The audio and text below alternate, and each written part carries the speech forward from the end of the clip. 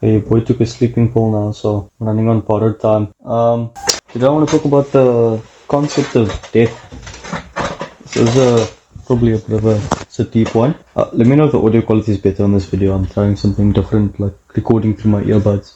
So, death is one of those archetypal things that will always, it's a constant throughout life. Life and death it is a dichotomous relationship. There can't be one without the other. We can't imagine immortality because it's not feasible for us. Our closest things are theology, but wait, I'm going on a tangent. Start of the story. So I was quite a bit of a dickhead growing up, and especially around age 13 to 16. Like most guys, okay, most guys keep it till like age 19, but 13 to 16, I was quite a bit of a douchebag. And I'll give you some background. So it was my birthday, my 15th birthday, and I was being all hot shit, like thinking I was the best thing since sliced bread, like messaging girls, being like, oh yeah, get me a birthday present, like trying to be like sexual and stuff. I was just being an asshole because I didn't have any game. And I slept at my friend's house for my birthday, and it was just like normal, like everything was going well. I was like, oh, loving with my friends, enjoying myself, like getting what I deserve, like, oh, I work so hard in school. You don't work hard in school. But I remember waking up the day after my birthday, and like everything was all fine.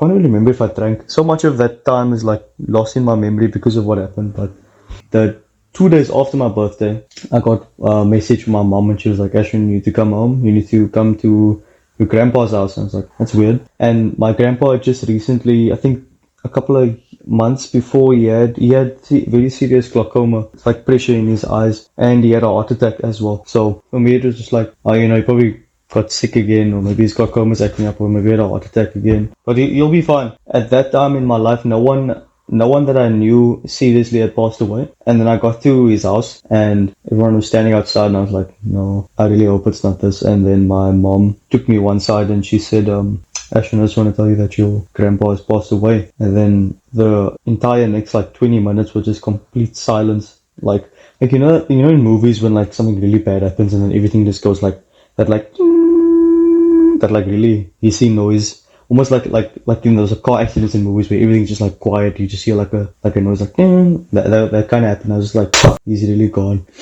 And super grateful for that now. Learning about death and realizing that like life's gonna end for all of us. I think a lot of people who grow up like very privileged like me, we grow up and we think like, what's happening right now is going to be there forever. It's a common human thing. It's like, I'm always gonna be in this apartment, I'm always gonna make this much money, everything that's happening now is always gonna be the same. And this book I'm reading, actually, I think I know why we think like that. In this book I'm reading now, Thinking Fast and Slow by Daniel Kahneman, he constantly reiterates this one point that the fast thinking part of our brains do. It's the idea of all what you see is all there is. So what you see around you is all there is to a lot of your brain. So it's kind of normal for us to think like, things aren't going to change that much. But when someone dies, you realize like, oh yeah, there aren't unlimited coins for this game. I don't know if you guys had like at a restaurant here where I'm from, we have like a Spur.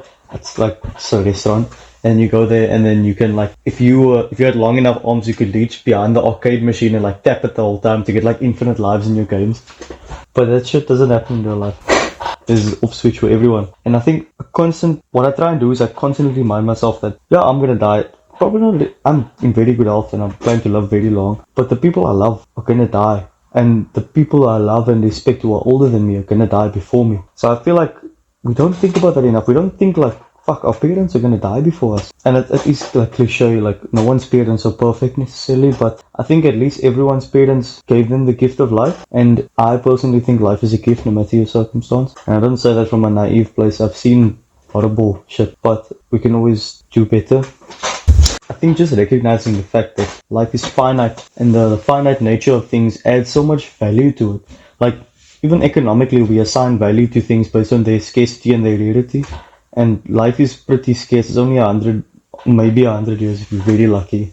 Probably 80 years if you're not. And I think a lot of times we get mired in the details because we think it's going to be like this forever. We stay stuck on social media. We stay like wasting time because, it's just right now. It's not like I'm going to die tomorrow. You could die tomorrow. I don't wish that on any of you, but the people you love could die tomorrow. And it's fucking hard. I have family members now recently who passed away during the pandemic situation, and that was very difficult for me to deal with. Grief is a very hard, difficult emotion to process in yourself and in the people you love. Watching them go through it, it's fucking bad. But it gives so much meaning. I think a lot of the reason we do so many, like humans, we build shit, we make systems, we make families, we tell stories, we do all these things is to pass on ourselves, is to get that sense of immortality, because at the end of the day all we want is more life. I really like this. A lot of the books I've read this year, and some people always go back to this one thing. It's like, oh, Psychology of Money by Morgan Housel.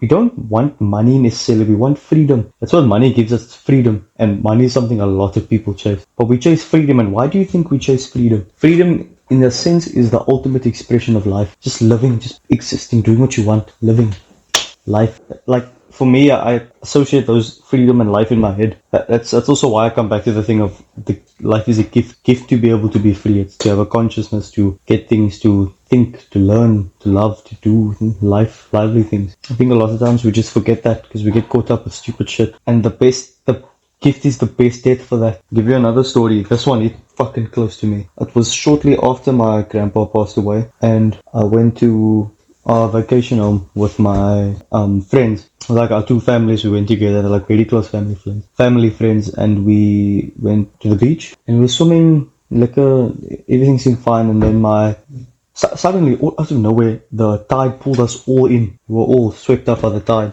and next thing I remember is just me like, fuck, I can't beat this tide. And I thought, I'm a good swimmer. I was like, I can't beat this tide. I'm not strong enough. I was like 15, 16 at the time. I wasn't strong enough to beat the tide. And okay, sorry, the story took place before my grandpa died. I was wrong. But it was also a strong taste for me, and something I'm very grateful for now. Fuck it, it was traumatizing. And I couldn't make it, but my dad was behind me and he pushed me over so that I could get out. My friend and I pushed us over so we could get out. And my friend and I made out. My friend's dad made it out, but my dad was still stuck there in the tide. And my dad's not a fit guy, so this was really scary. I literally like, at that time I was still heavily, so way more Christian than I am now. I was like looking up at the sky, I was like, fuck God, what do you want from me? I will do anything.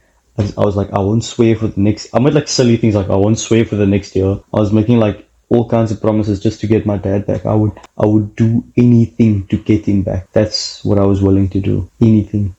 And luckily, one of the family friends were with us. He, through the fucking strength of God, I don't know how he managed it, because my dad's a heavy ass guy. He's not in good shape. My friend managed to like pull my dad out to the tide, and my dad was alive. And my dad told me afterwards, he was like, I was content. I saved you, protected you. That was all I needed. And it was really tough for me, like realizing, holy shit, this person gave his life for me. He was willing to die for me. And I love my dad. I bet most of you don't have a dad like mine. No, I'm kidding. I think a lot of us don't realize how much other people are willing to do for us in that way. And I don't think until we get to that life or death point that you realize how much other people are willing to do for you. Every day your parents go to work to support your ass is them giving up their lives for you. Life and freedom are so interconnected, like I mentioned. Do you think your parents want to be working all the time? They sacrifice for you. The people you love sacrifice for you, and they aren't here forever. They're sacrificing their life energy for you. And we are so ungrateful nowadays, myself included. I don't exclude myself from this. I mentioned this in another video. I'm a whiny bitch. We don't realize how much life we give to each other, and how much love there is in that. Sometimes it takes the hardest thing, death. Takes that to bring you back to reality sometimes. I'm just going back to that story now with my dad. I didn't realize how much that affected me, because when we realized, like, fuck, like, I idolized my dad growing up. Obviously, I think every man should idolize their father. And I just thought, like, he was genuinely willing to die so that I could live. That's like caveman shit. That's like noble savage shit. And I don't think a lot of us are willing to do that anymore. And I think that gives him he spoke to me about this, it gives him such a strong sense of purpose that he could just fucking do anything. Like, I was willing to do anything to get him back. He was willing to do anything to keep me safe. And I feel like we lost that. Some of us just lose that for each other. We don't have that willingness anymore. The only thing we're willing to do now is to do things for ourselves. And I definitely fall into this. I'm a very selfish person sometimes. So I'm making this video as much for me as it is for you. Remember all the people who have died for you. Your grandparents died for you. Your ancestors died for you. If you want to look at it raw, you're standing on the bones of great men and women.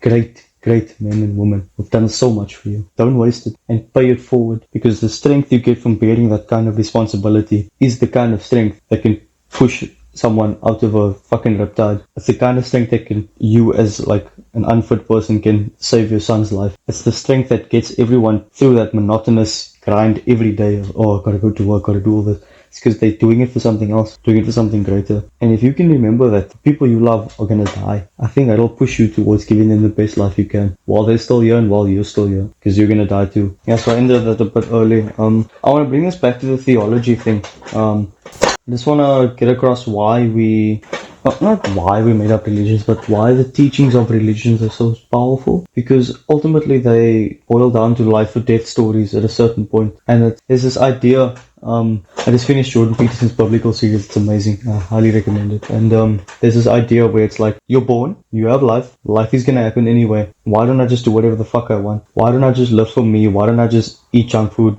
go to McDonald's, watch porn, fuck random chicks, take drugs, not work, do nothing productive, cause havoc? Well, it's because things tend to fall apart of their own accord. We don't live in a magical world where things can just stay perfect. It's not possible. And why not do better? Why not sacrifice like the people who came before you sacrificed? Maybe the people who wrote these books had some kind of idea of how to live a good life. I think that's what all the books, the Torah, Quran, Bible, the Hindu texts, the Tao, all of them just try and explain to people how to live better lives, how to live good lives and it's knowledge that's stole from our ancestors and people who came before us, people who figured shit out at a deeper level. And it's like, yeah, I've not listened to those old fuckers. True, but people haven't changed that much in the past 10,000 years. Our brains are almost exactly the same as they were 10,000 years ago.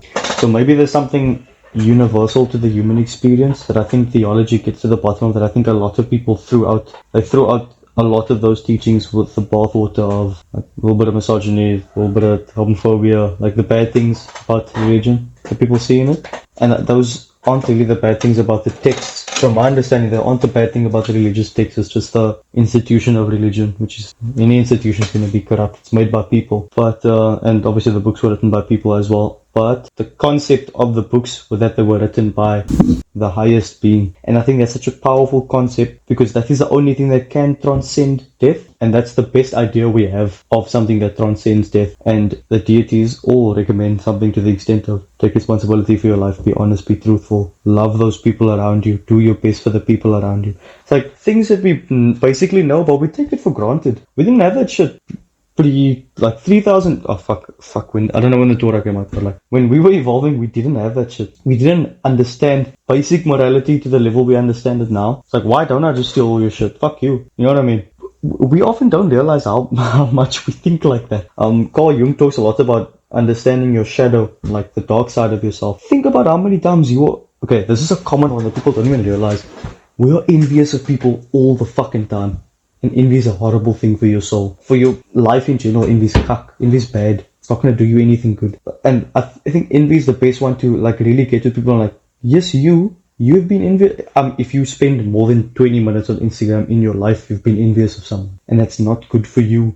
Doesn't matter a fuck to them. It's not good for you. If you're dishonest, it's not good for you. And it's not good for the other person. If you betray people, it's fucking horrible. If you're violent towards other people, it's fucking horrible. But you are capable of that. And I want to get into this in another video on the shadow self. I really want to get into this. I love this idea. Because we often don't recognize the demons within ourselves. And I think that can cause a lot of dehumanization of people. Because we don't realize, like, my mom always had this amazing saying that I like now, but I understood when I was younger. It's like, oh, it's cliche. It's like, your sin is different to mine. Don't judge me for your sin. I mean, don't judge my sin by your sin. Our sins are different. You may be an envious person. You may be a hateful person.